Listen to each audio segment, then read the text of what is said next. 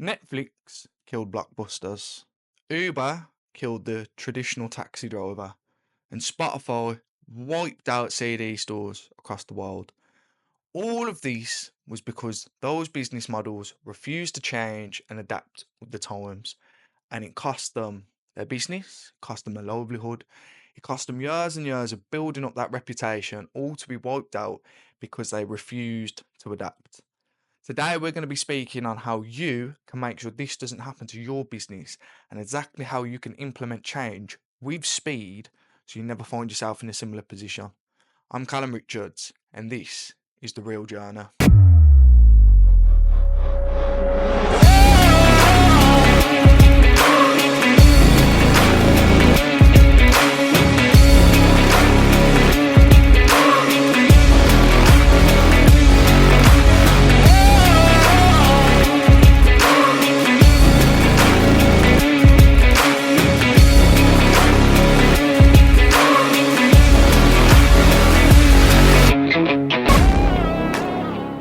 In life, as well as in business, you need to be flexible. Look at the changes that have happened within the past 5 years.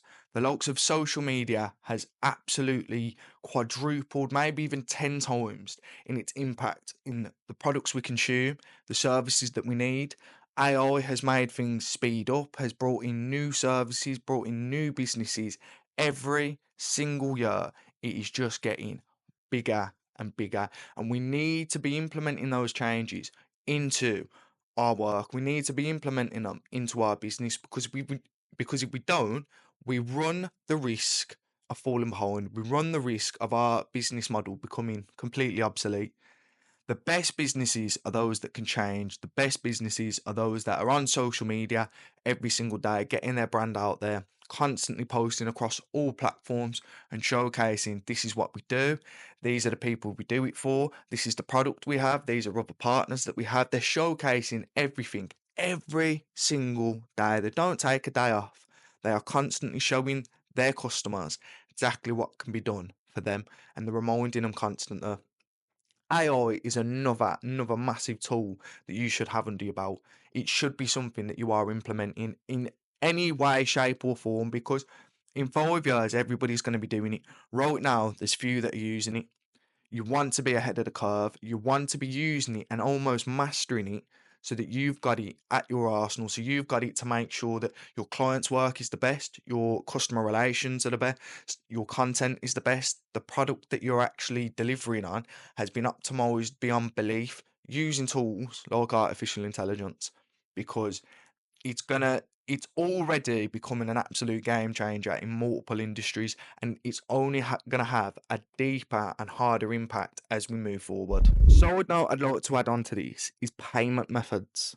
Now, payment methods 20, 30, 40 years ago was cash. That was it. Maybe a few bank transfers, maybe credit card, few things like that. Now, payment methods, there's cash, and there always will be. There's bank transfers, there's things like PayPal, there's crypto. There's so many different methods now of payment that you need to be adapting within your business as well, because you need to be able to take money, take payment in whatever way suits your customer. Now, obviously, if you're walking into a store, very few are going to accept Bitcoin at this point in time. But if you're dealing with clients online, if you're dealing with purchases and payments online, you want to make it so it's pretty much there's no possibility that your customer cannot buy your product. Regardless of how they want to pay, you should be in the position to accept it. And all big brands are taking the same approach. All big brands now are slowly starting to implement different ways of paying, different platforms, different types of payment. You can now pay for things with gold, you can pay for things with silver, you can pay with crypto, cash. Everything is going to be beneficial to your business in the beginning. So if you can make sure you can accept the payment, if you can make sure that you can bring that money in, regardless of what form that it's going to be handed to you, that's going to be key. That is going to be absolutely key because once you've spent the time to set up that initial sort of payment structure, you've only then got to keep on top of it, but you can accept that payment for the rest of your business's lifespan. Payment methods are a huge huge upgrade so right now, and there's something to definitely pay attention to. Bringing it back to today's main topic of change and adaptability. Oh no, I've personally had to do this multiple times through my journey so far, and that's you talking roughly about 2, 3, maybe 4 years. You imagine what it's like for the people that have been in business for 20 years, 30 years, 40 years plus. You're gonna have to be as adaptable as possible. You're gonna have to change. You are going to have to pivot at some point. You might have the best product or the best service on the planet, and the first 2 years, you don't have to change a thing. But eventually, people are gonna copy you. People are gonna come in and be doing the same business model as you. You need to adapt and make yourself better. You need to be ahead of the curve and constantly looking at how you can improve the service and product you're providing, as well as improving the experience for your customers, as well as how you're promoting. For example, I know that when I changed from affiliate marketing, I first started off growing my personal brand as a faceless account. Now, I'm not saying it's impossible to do that. I know there's some big brands out there that have done it. However, when you're in the beginning, especially your early stages, showing your face on camera, showing your face on social media helps build that trust. You're a real person. If I just had a logo and I used AI to write all of this and I just had cartoons flowing in the background, I'm not saying it wouldn't have impact. I'm not saying it can't bring some sort of engagement, but how likely are you going to be to trust me to implement certain structures within your business, implement certain content within your long form content and short form content if you don't know my face, if you don't know that I'm a real person? The problem with the internet now is there are so many bots, there's so many spammers, there's so many scammers that if you're not showing your face, if you're not proving to the internet that you're actually a real person, very few people are going to believe you. I know I get very put off when I have people reaching out to me and there's no face, there's no content, there's no followers, they've not been doing it for long. It's like they've just set up the account, sent me this thing, and now sent me this message, and now they want me to give them money.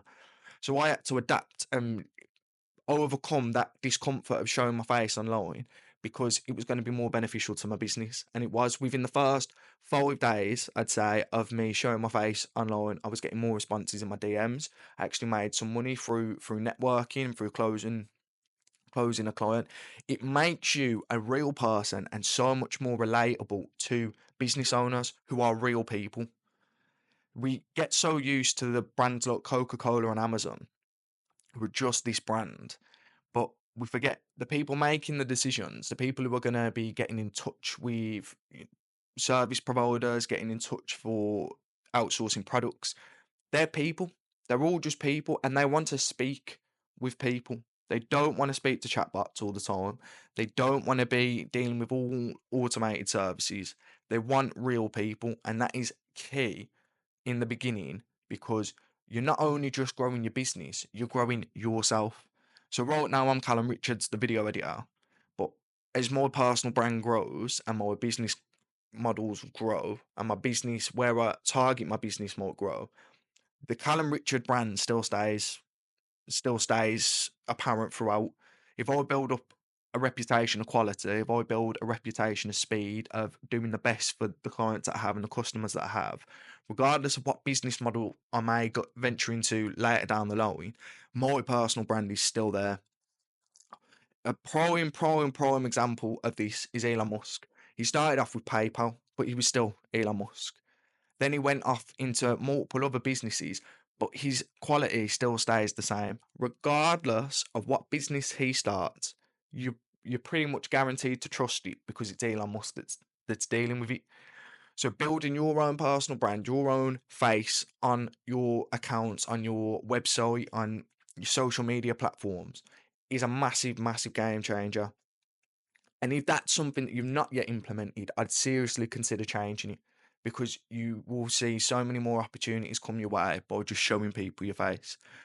Other adaptive, other changes I've had to make, should I say, within my business have been things like how I've targeted my audience. So how I've actually gone about closing clients. When I first got into video editing, I wanted to target everybody because I was pretty sure I can make videos for everyone. I can do it for every single person on the planet. I can make videos better. And whilst that might be true, you still need to, in the beginning, be able to pinpoint who you're going to target. because you need to be able to speak their lingo. You need to be able to highlight problems that they're having. Prime example of why I've started the podcast. I want to document my journey. I want to help people along the way, but I also want to see what problems podcasters come into come into touch with as they're making their podcast, so that later on down the line I can provide that help for them. Right now, it might be video editing strictly, but eventually it could be production. It could be softwares that help them make it easier, softwares that help starter podcasts get their clips out faster, get their content made to a high enough quality without having to spend 40, 50, 60 hours doing it all the time, without having to hire a team.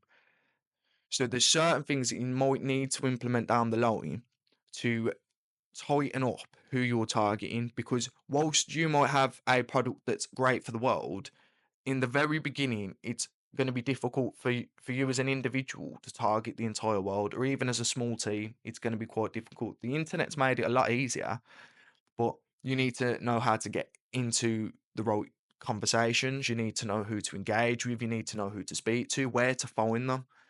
You can build something and people will come for it, especially if you built such a high quality product. The quality will always outdo the marketing.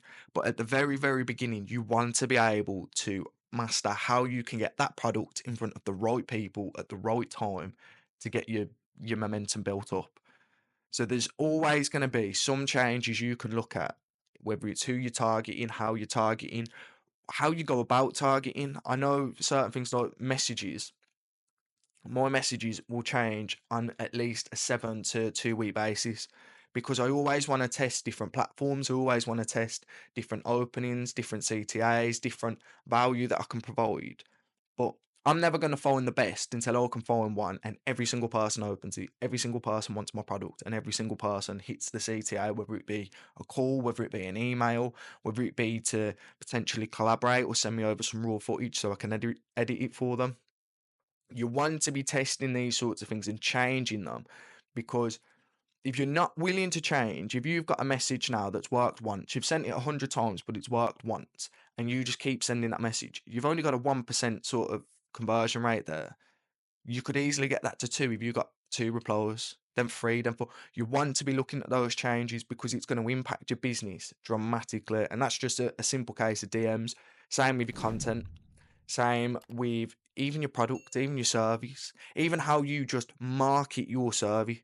So I was just a video editor. Then I went to video editors for e-commerce because I had some experience in that field. Then I actually found that I was a bit more suited to doing it with podcasters, because one, I liked podcasts. I've listened to them for years now. I've got a lot of experience in editing podcasting, editing talking head videos, in implementing visuals, getting relatively high views and high follower accounts through doing podcast editing. So it just made sense to flip, change, adapt, and target those sorts of people. So there's always going to be some way that you can make your business better. And if you make that change and it backfires, you can always go back. You don't have to make that change and it be permanent. You can always go back, but at least you'll know.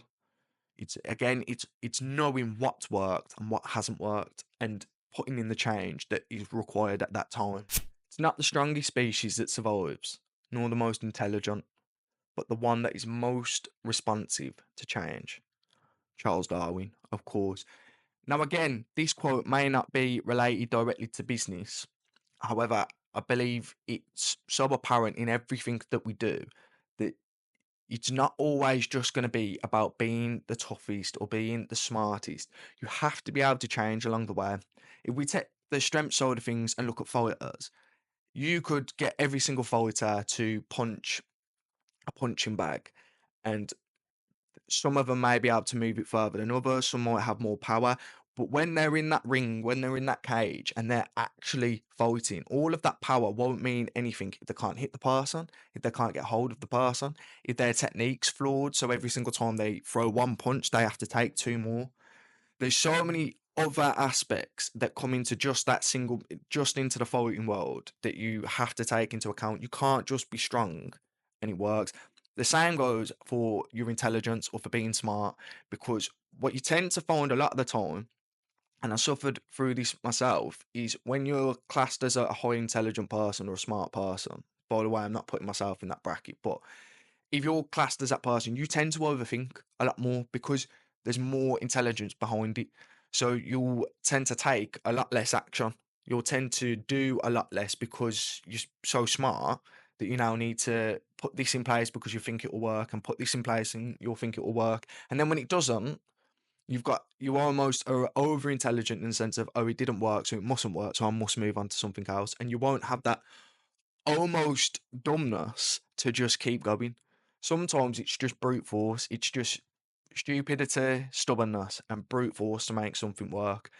So just being strong, just being smart, are never ever going to be enough, especially in the world of business, to see any sort of success, because you have to be able to look at the situation, be smart enough to look at the situation, be strong enough to persist where you need to, but be adaptive enough to realize when something isn't working, highlight where it's not working, and make the changes and make them with speed. That's the one issue that I've ran into multiple times, is I didn't make the change with speed. I was too stubborn, kept pushing, kept trying to make something work that was almost very clear from a 2, 3, maybe 4 week period that it's not going to work. We're not going to be able. I'm not going to be able to sell my product through this, or I'm not going to be able to sell my services through this way. I need to change it.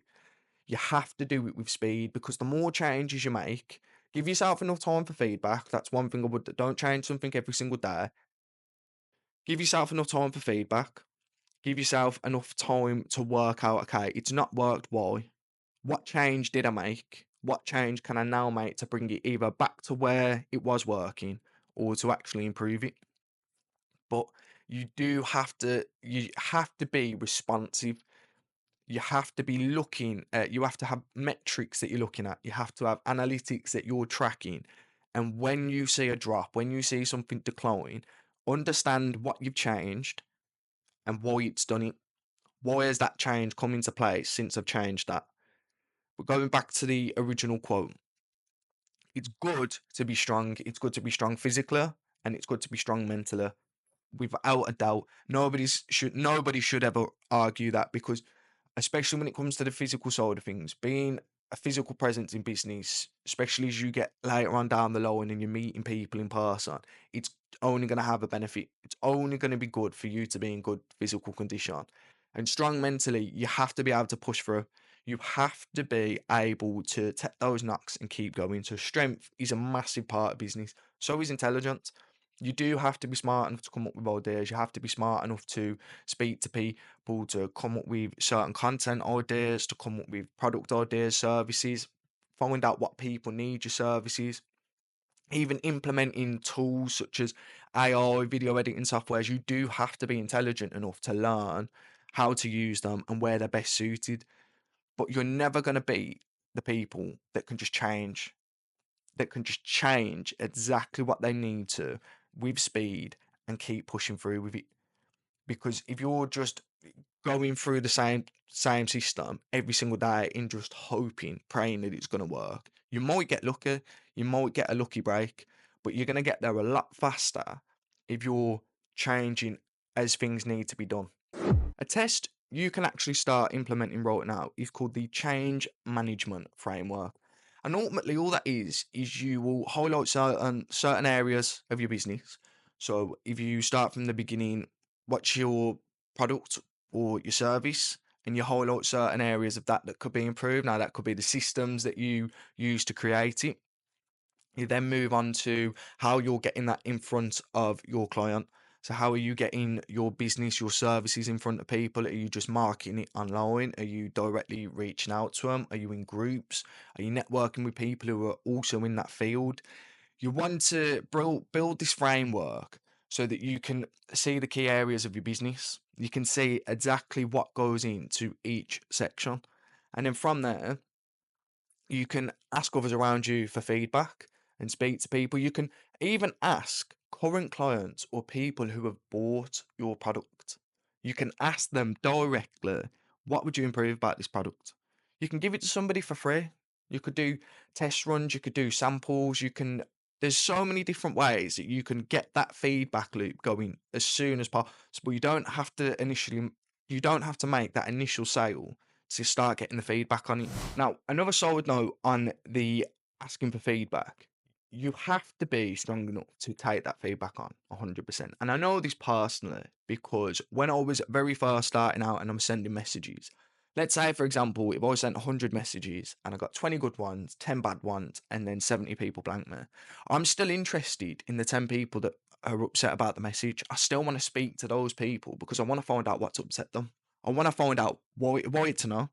Was there something that I missed in my prospecting phase that I should have been aware of? Was there something in the message that annoyed them? And a prime example I had of this was somebody basically mentioned they don't want these AI generated messages sent to them all the time, the same generic crap he ultimately called it. So again, you have to be big enough to do this. Sorry to upset you. That's not my intention at all. I can assure you I'm a real person. My name's Callum Richards. I do XYZ. I'd like to ask, and I'd like to find out what parts of my message made you think it was AI generated. I can assure you again, I wrote this myself, I wrote this personally for yourself, and I tried to include as much value as possible so you could see it was a real person. But it's clearly not come off that way. Can you tell me why that's not worked for you? And he broke it down, and there was a lot of value from what he had actually messaged me because there was things that I had overlooked. I hadn't put his name at the very beginning. It's a simple thing that I do for every single message that I send out, but I hadn't put his name. So he thought I've just copy and pasted this message, just put hi at the beginning and sent it to everybody. So an oversight by me would have potentially made that message go a different way. There was no personal insult into his channel. It was more of a generic oversight of multiple channels, not something directly for him, not something he could improve on. Again, that's feedback that I can use now when I reach out to my other prospects. I know 100% to use the name. That was step one. That done my head in more than anything because I know that was just an oversight. I had his name listed. I just, when I wrote the message, didn't put it. So that one done my head in because it was a mistake by myself. But another area was I learned some people some people are going to like certain messages and others won't. So you'll never find the perfect one because some people, if you give them an area of improvement, some people are going to see it as you're insulting their work. Whereas if you give them an area of improvement to somebody else, they're going to be very grateful for it and will potentially give you the time of day to speak, find out what other ideas you've got, and then look at jumping on a call or actually purchasing your services. So never look for that perfect DM. It doesn't exist 100%. But always look on ways you can use the feedback, use the negative reviews, sir, to improve yourself. And you should do that with any way that people are reviewing your stuff, other than hate comments, which you just deal with on social media. If somebody's genuinely raising a concern with the service you're giving or with the product that you're giving, even if they've done it in a horrible way, again, it shows professionalism to ask them publicly. If somebody states your product's a bit easier to do. If you're selling your product on Instagram and someone comes into the comments and starts slagging it off completely, it shows great professionalism to address the concerns, ask them how they can improve, and then maybe you could even offer a money back, or maybe you could even offer to send them out another one for free. You want to use any type of public content or any type of review, no matter how it comes across, as a way it can benefit you. Because in the beginning, it's a lot smaller impact. One hate comment on a video that's got 100 views is very, very easy to deal with. If you grow your brand and you've still got the same issues that you had when you were getting 100 views, but now you're getting a million, you're gonna have floods and floods of these hate comments that could have been stopped in the very beginning stages. So look for any review, any type of feedback loop that you can follow, and be big enough and smart enough to take it on board and take it on board without any resentment. People are, in a funny way, they're showing you how you can improve. So you'd be silly not to do it. Now we move on to the viewer questions of the week. Again, unfortunately, I've not had any from any viewers at the moment, which is what it is. I'll keep pushing it out there for any questions you guys have. By all means, send them over. You can hit my website up at carvideoeditor.com, or you can go to any social media platform any of the major ones, and just type in CR video editor, you'll see my face pop up. Send me a message with any questions, or even drop them in the comments of these videos, or within the comments of my audio on Spotify, Apple, Amazon. Any questions at all? It doesn't have to be related to the topic. I'd like to actually address direct things you guys are having issues with, or have had issues with, and would just like to see how I would have took it on. And it may even make for a great episode. I can potentially make the entire episode based around your question. And of course, any social media accounts that you want shouted out in the podcast, just include them in the message, and I'll be sure to do that.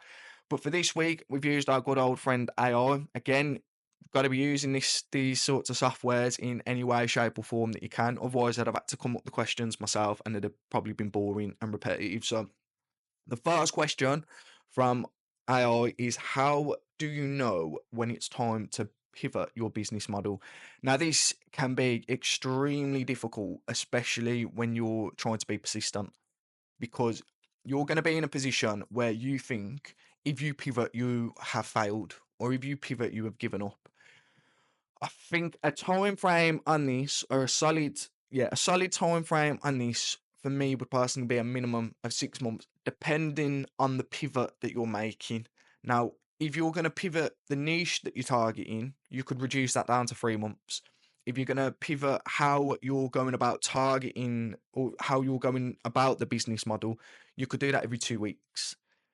It all depends on the amount of effort that you're putting in, because if you're half-arsing it every single time, then you could do the same. You could pivot your business model every 6 months, but it's not the business model that's the problem. It's the effort that you're putting into it. So you need to be able to look at yourself wholeheartedly and say, I'm doing everything I can and it's still not bringing me in results. What else can I do? And then you can even test the pivot. For example, if you're selling your services on, let's say you're selling services on X, it's the only platform you're targeting. You keep selling your services on X, but you're getting no response, you're getting no intrigue into it, you're getting no engagement from anybody whatsoever. And you're thinking of pivoting to Instagram. One, in my opinion, you should be hitting Instagram anywhere. You should be hitting every major platform, every major social media platform you can think of and have time to do. You should be hitting. But you can always test it. You can always put videos out there or put content on there first and then see where it goes. And if you start to notice a lot more traction on Instagram, but you don't have time to balance out Instagram and X, go to the one that's bringing you in more results. If you're getting a lot more engagement, you're getting a lot more followers, you're getting a lot more inquiries about what you have to offer on Instagram, drop X straight over to Instagram. That's a small pivot. Difficult to say one within the exact dependent on the exact business model that you're in. But you you can always find some way of pivoting if you're not seeing the results. It is just a matter of it's a matter of effort ultimately. If you can say to yourself 100% without a doubt that you've put all of your effort into it and it's still not bringing you in results, but you can see another way that you could potentially get results, but it just means you've got to drop certain aspects of this business model and flip over to that side. I'd say do it as soon as you start to think it's not. I don't want to say as soon as you start to think it's not going to be successful, because I don't want to put that mind frame onto people of swap and change every 2 weeks. I think 6 months is a good starting point. If you can push through something for 6 months and you don't see anything improve, you don't see any views improving, you don't see any engagement, any messages coming through, anything whatsoever, it's like you've basically been posting to a brick wall, then I'd implement the change. But if you have seen a bit of engagement, if you have had some sort of interaction from potential clients, from potential customers, you've had some interest shown, I'd stick to it for another 12 months and see where it goes from there. So the exact time frame's a bit difficult to say, but I'd put it all down to effort. If you're putting 100% of your effort in, 6 to 12 months is a solid time to look at potentially pivoting. Just make sure before you pivot, you do a bit of research into where you're going to pivot to and how. How is it going to transition smoothly? And can you use all the same accounts that you've been using, or do you need to change that up as well? The second viewer question generated by AI this week is, what methods do you use to gather feedback from customers? I will straight up just ask a customer, ask a client, you're happy with the, for example, with me, you're happy with the edit you're receiving? Is there any improvements? Is there any changes you'd like to see? Be careful when recommending, or be careful when asking for changes, again, dependent on your business model, because you don't want to, if, for example, I'll use a certain text and I'll use a certain text for a certain reason within the video, and the client's like, no, I want this one. And it's a tiny text, it's unreadable, it's going to make the video look trash. You have to show your skill base and you have to show your authority there of, I'd ideally not like to change this text because the reason I use this text is XYZ. If I use the text you've highlighted to me, it's going to have a negative impact on the videos. However, if you're adamant you'd like this text style used, I'm happy to test it out for 3 videos and we can see what the results are then. So you're not completely saying no, but you're also highlighting your expertise, because otherwise, if you just make every single change that the customer wants, you give the customer ultimately exactly what they want, and then the results start taking an impact of that. You, the customer's not going to take the blame for that, you will. So be very, very careful on how much you take off from the customer, how many improvements or how many changes, should I say, you adapt from the customer. Another way of doing it is a network of people around you. So I know a few video editors. I'll happily send edits over to them, especially if they're longer format edits. I'll send them to video editors, ask for feedback, see what they like, see what they don't like. I'll ask people that are better than me all the time. You're very rarely going to ask a video editor that's at the same caliber or lower caliber than you for feedback. But sometimes they can hold out the basics to you as well. So having a network of people around you that aren't necessarily going to be biased towards you. So having your best mates or your girlfriend or your mum asking you for feedback can sometimes be a bit, because they can fill your ego when it's not actually there to be filled. That makes sense. I'm the sort of person who I like harsh criticism. I can take that on relatively well. I'd rather somebody tell me that this is crap and why it's crap and why they didn't like it than somebody saying, oh, it's amazing, it's the best thing ever. Because the best thing ever you can't improve on. There's no improvement there. There's no way for me to make it better. I need to know, is the music the best? Is the font the best? Are the visuals the best? The hook the best? There's so many aspects of the video that I can probably highlight if I'm looking at it as a third person. But when it's your work, it's difficult because you've invested the time into it as well. But that goes for any product as well. Any product, any service. You want to get feedback constantly, even if it's, as I say, if it is just going to be siblings and friends, ask them for the worst part of it. Don't ask them for the best parts, or do ask them for the best parts, because then you can stick with that, or then they like it. But ask them for the worst parts, because that's where you're going to get the actual feedback you can do. Other ways you can potentially do it on the likes of social media is putting out polls, is DMing people and saying, "Can you give me a review on this?" But I always think the best people to ask are going to be your current customers and clients, because they've already made a financial investment into it. And if they've put a financial investment into it, they're going to want it to be as good as possible. So it's always going to be better feedback coming from the people who have actually put money where their mouth is. That's one thing I'd definitely highlight. Ask other people around you 100% if you've not got that initial client. But I'd say as soon as you've got that client, within the first 2 to 4 weeks, ask them where improvements can be made. And it shows professionalism. It shows that you're willing to take on that feedback. It shows that you're not just being all high and mighty. I'm the best thing since sliced bread. My product's the best. Like you're asking them, you know, face to face. You're asking them firsthand, what areas of this do you not like, and I can make it better. I will try my best to make it better. And you'll probably find that they'll want to work with you on a longer period then, because you're not just selling this and that's it. You're not making any more improvements. You're trying to grow it. You're trying to make every aspect of it better. So ask clients. That's the best one. We'll be asking clients. But if you've not closed anybody yet, or if you've not sold anything yet, ask the people around you, friends, family, and ask them for the worst parts as well. And the final viewer question generated by AI this week is: can you share an example of a successful change you have made? Yes. So I've highlighted this a few times, but I used to do affiliate marketing where I was growing faceless pages, I was growing faceless accounts with iconic figures, big celebrity names, in order to basically make sales. And whilst I made some money from it and I made some money from the accounts themselves, I managed to get monetized on the likes of YouTube and Facebook, and it brought in some money. It was it was very limited on the income that was coming in. It was very limited on the adaptiveness of my skills. So the change I made was to actually grow my personal brand of me, Callum Richards, not the faceless accounts of motivational mindset s- example accounts. It was to actually grow my account and sell my skills as a video editor individually. That has been one of the best changes I've made so far because I've seen massive success in my personal development side of things, but also in my financial side.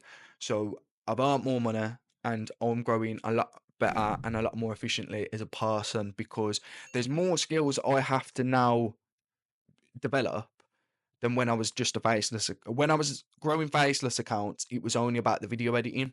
It was only about the clip selection. It was only really about that one set skill and potential other social media skills, how to post, how to comment visual, all those sorts of things, which are great skills to have, and they've definitely served me moving forward. But now I have to focus on my speaking. I have to focus on how I'm speaking to clients, what value I'm bringing to clients, different clients that I'm working with. There's so many more skills.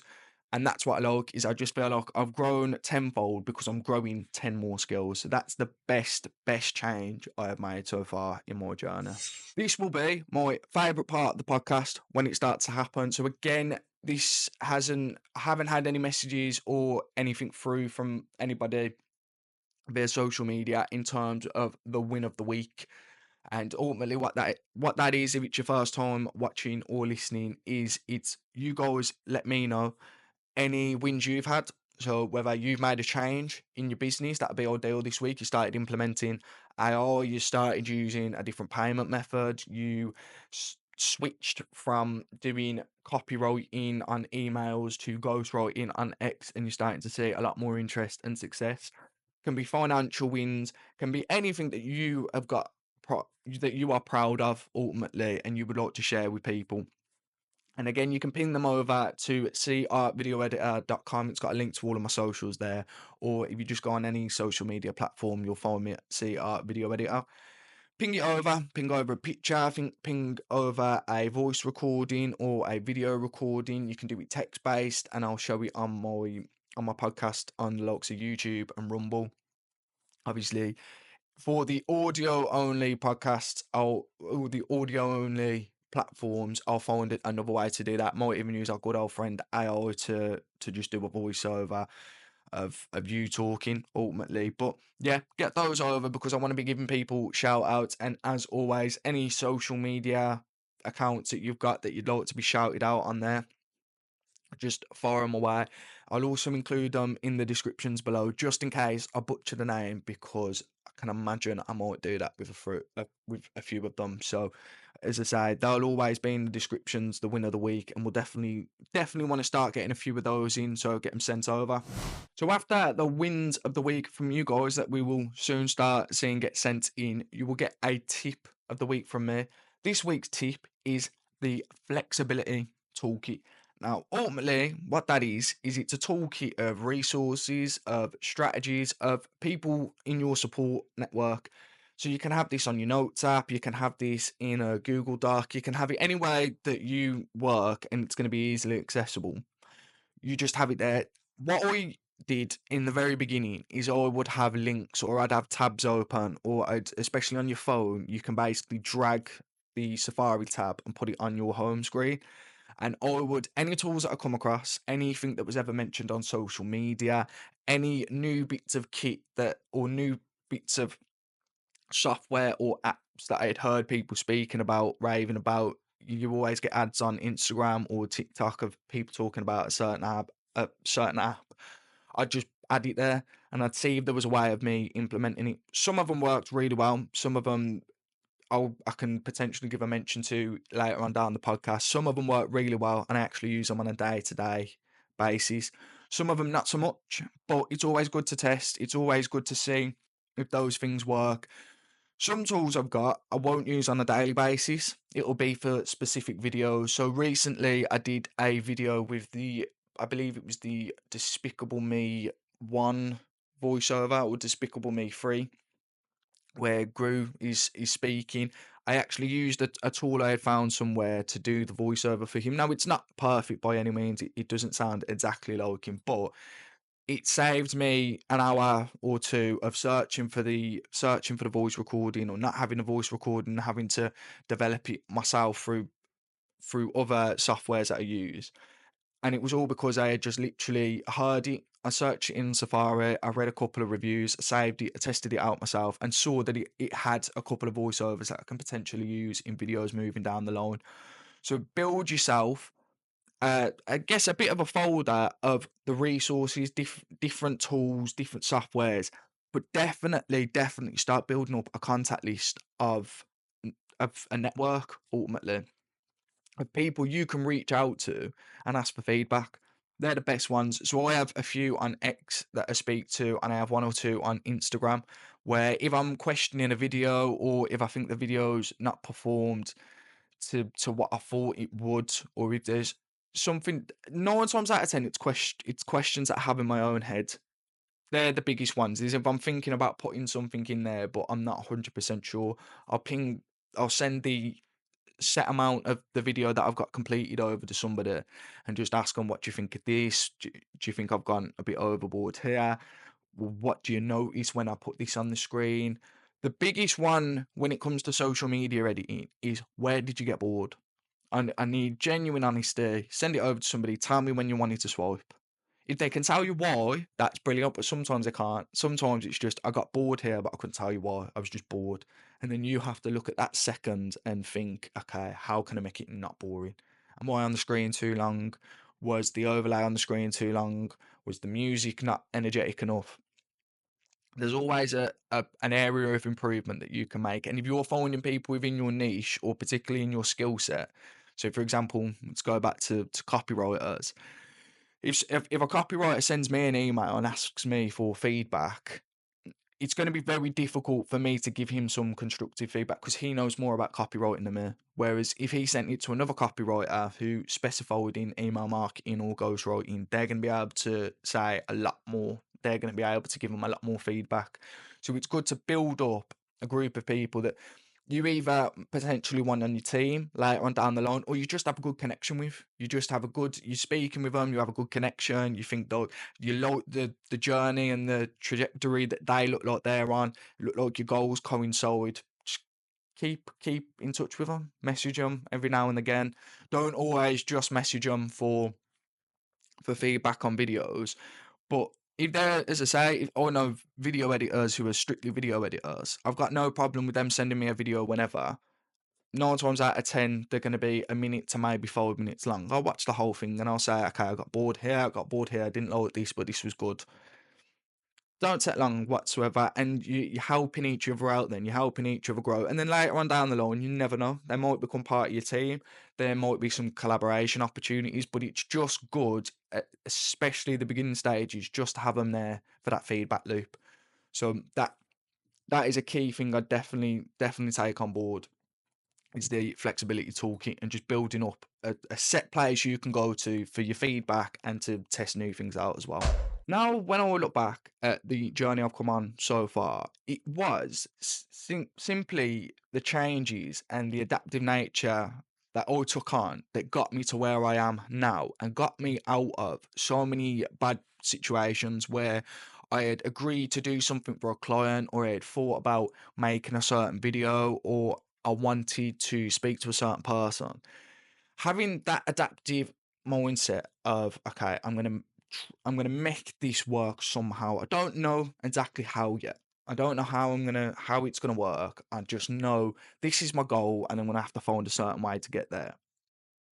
I have seen personally massive improvements in just my skill sets, in my network, in my finances as well. All because I had stuck to something for so long where I could say to myself I tried my best, but I was also open minded enough to change where I thought the change needed to be implemented. So you have to have tunnel vision in terms of focus. You do have to focus on that single thing, but you also have to remember that there's not just one way of making money. There's multiple ways of making money. There's not just one way to success. There are multiple ways of getting there. As long as you can say to yourself you've tried your best in that model you followed, don't be afraid to change it up. Don't be afraid to test something new out, because that one test could be the difference between you having no clients to you having 3 clients, from you earning no money per month to you earning 5k per month. The testing and the changing is a massive, massive part of business, and you're never going to see exponential success without doing it, because every single time you're putting in those tests or those changes, you're going to be finding what doesn't work. A lot of the time, you're going to make 1,000 changes, and you'll be very lucky if 10 of them are actually successful and 10 of them actually bring in some sort of improvement. But you don't care about the other 990. It's those 10 that have now give you that extra 2%, that extra 5%, that extra, sometimes even 50%, sometimes even bringing in certain changes. I know implementing AI into certain aspects of my content creation, especially when it comes to writing, has saved me insane amounts of time, because, as I've said a few times on this podcast, I'm not a writer. So outsourcing something to an incredible piece of software that can write better than me in a fraction of the time than me, and is still going to give me the results that I need, why would I not make that change? Why would I refuse to do it? So I've seen huge, huge improvements throughout my journey just through those small changes that I've made so far. And I know being open to changes in the future is definitely going to help me as well. Now, some of you might be asking, I understand, Callum, that I need to implement change. I know I need to be adaptive with my marketing, with my methods, with my system, with how I bring on my team. I know all of that. But how do I focus on one of those tasks individually? And how do I know which one needs to be done first? If that's you don't want to miss next week's episode, where we'll be talking on the art of prioritization. How to pick exactly what is needed, how you can implement certain time management techniques that will make sure that you remain focused on one single task, and you know what task that is going to be, whether you do it each day, each week, each month. So you will know exactly how you can start bringing in these changes in exactly what aspects of your business and when. By all means, any questions, any wins, get them sent over to my social media accounts, which you'll find on CR Video Editor, or head to my website at crvideoeditor.com. You'll have links to all of my socials there, as well as my email, if that's a better way for you to get in touch. Until then, I've been Callum Richards, and you've been listening to The Real Journey.